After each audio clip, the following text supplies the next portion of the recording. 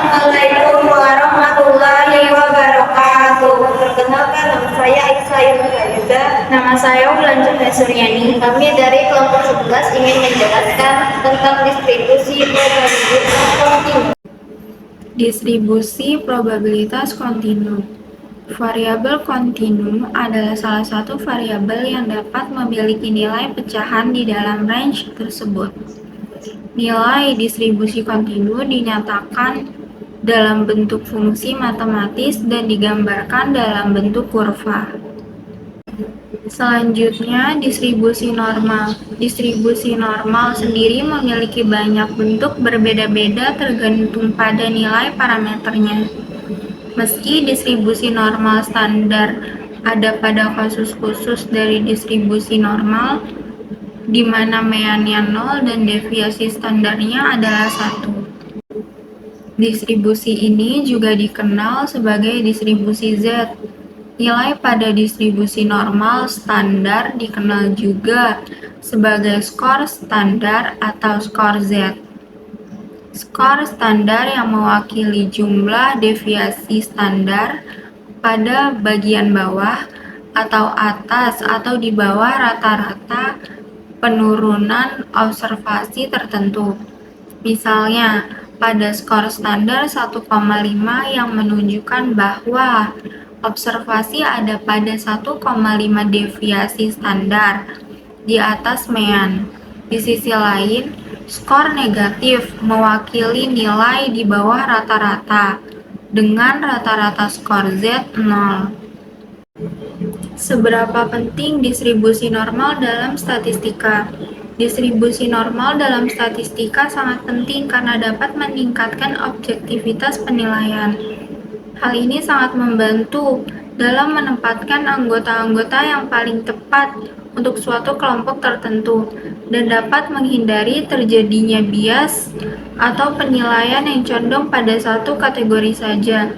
Dengan distribusi yang simetris dan berpusat pada nilai rata-rata seluruh data dalam suatu populasi, penilaian yang berat sebelah atau tidak seimbang akan dapat dihindarkan. Kakak menggunakan distribusi normal.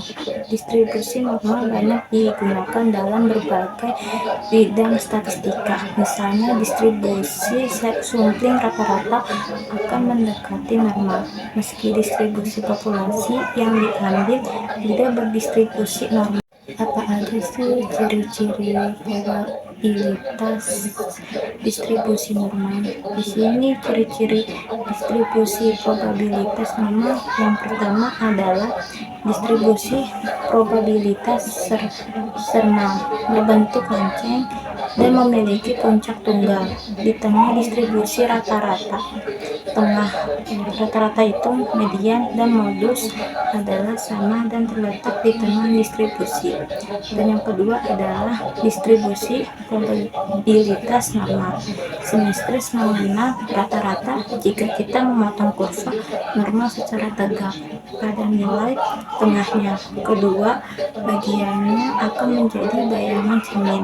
Dan yang terakhir, yang ketiga adalah distribusi probabilitas normal menurun secara halus pada arah apapun dari nilai tengahnya. Di sini ada rumus-rumus distribusi normal. Rumus distribusi normal yaitu Sx sama dengan 1/akar 2 diameter sigma 2r dikurang x dikurang mu pangkat 2, yang dimana mu itu adalah mean atau rata-rata, dan sedangkan sigma adalah standar deviasi dan sigma pangkat 2 adalah varian. Di sini adalah contoh soal tentang distribusi normal.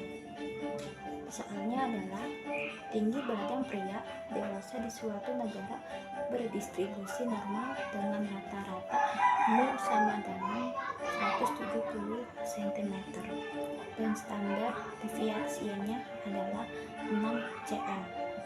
Berapa probabilitas bahwa seorang pria dewasa di negara tersebut memiliki tinggi badan lebih dari 180 cm?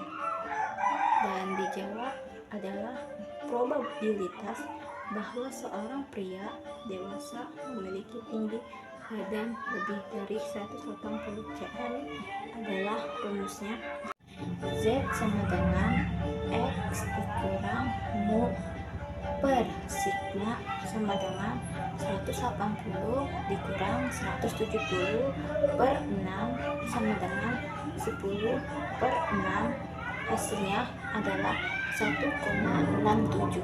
Oke, contoh kedua adalah skor ujian matematika di suatu sekolah berdistribusi normal dengan rata-rata MU sama dengan 75 dan standar deviasi sama dengan 10. Dan berapa probabilitas bahwa seorang siswa memiliki skor ujian antara 65 dan 85?